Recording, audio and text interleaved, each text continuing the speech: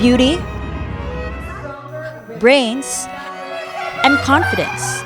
If you believe you have it all, then you could be the next queen Miss Universe Philippines Cebu is searching for in its second edition this year.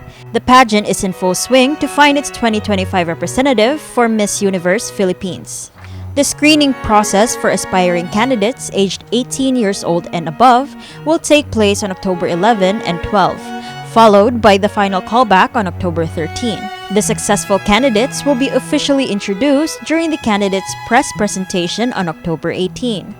Tiffany Hanson, the reigning Miss Universe Philippines Cebu 2024 and the first ever winner of 𝗾𝗄𝗄 Cebu, shared her hopes for the next queen.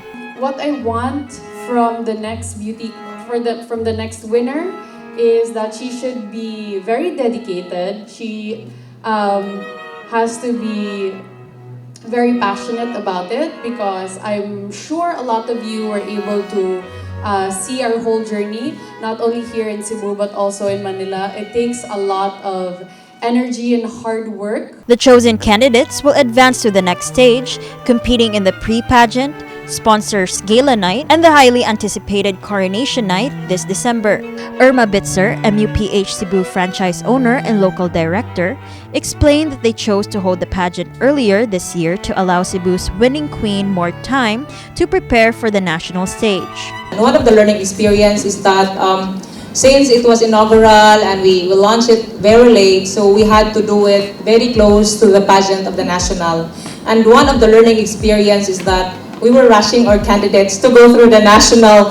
Can you imagine, we had to do late nights, photo shoots, and all of that because we have to submit their headshot before they go to Manila. And so we decided to do it in December so that we will give ample time for their trainings, photo shoots, and all the requirements for the national stage.